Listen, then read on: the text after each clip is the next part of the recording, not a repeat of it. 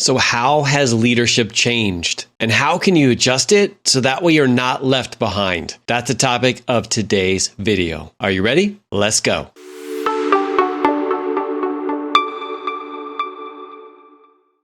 So the truth is leadership has changed. And I honestly believe it's actually changed for the better. But I don't want you guys to be held back by using some of the old strategies that just aren't working anymore. So when I say why has leadership changed, I want you to think about this. Like back when you were growing up, back when you were you had leaders that you were really looking up to, what was it about leadership in that specific moment that kind of comes back to mind right now? For me, it was telling people what to do, being in charge, being at the top of the mountain, having a certain amount of time on, being at top of the chain of command, having a specific title or specific rank. That's what leadership meant. And it was you pointing direction, telling everybody what to do, and then just having everybody do those things. But the thing is leadership has actually changed. That actually isn't working as well as it was before. Now, I want to say this. If that is working for you and you're wow, this is actually something that's helping me out. It's helping me build influence and get people to take actions that's incongruent with what they want and what I want and what the team can actually benefit from,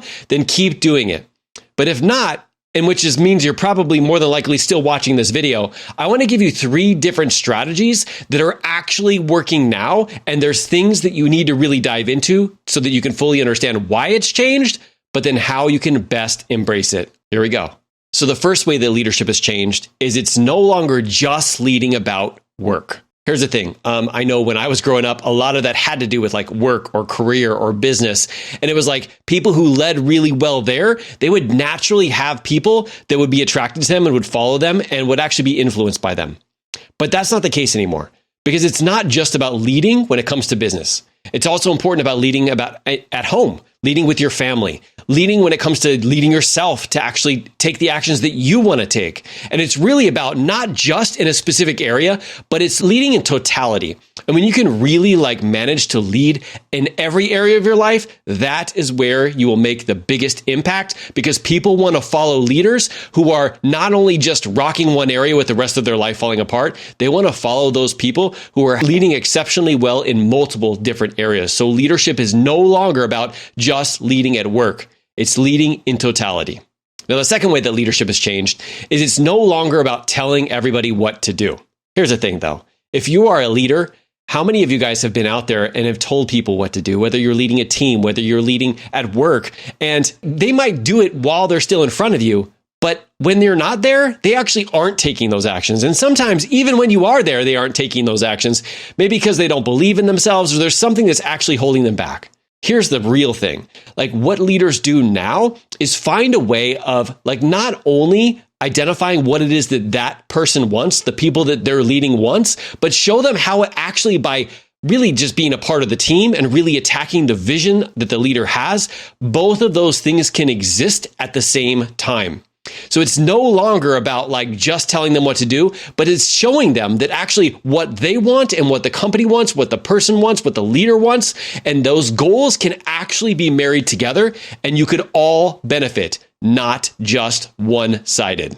And the third way that leadership is changing is it's no longer about you getting results just in one area and having to sacrifice the rest. Here's the thing. If you're leading people right now and you're basically telling them that in order for them to succeed when it comes to the business, when it comes to the structure, when it comes to being a police officer, they have to sacrifice the important areas of their life, you're not being the most effective leader that you can be.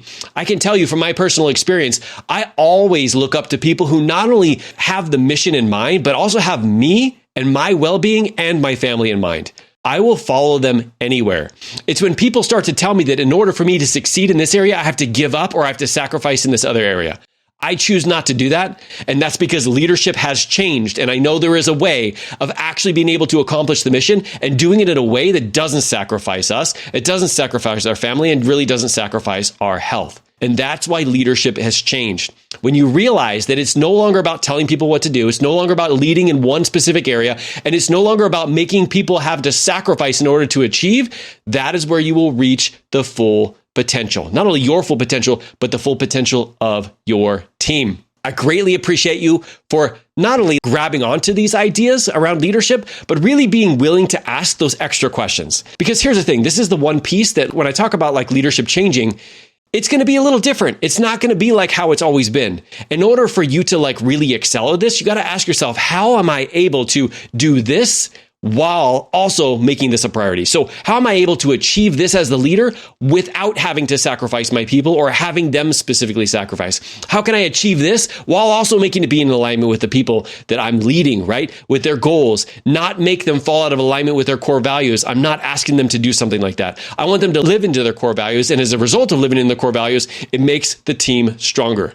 This is how leadership is changing, and it's time to dive in. It's time to really examine how you can elevate your influence. Really, it's about asking powerful questions, but it's not settling. It's the difference between, or you can succeed here or there, and instead making it an and situation. How might I achieve both?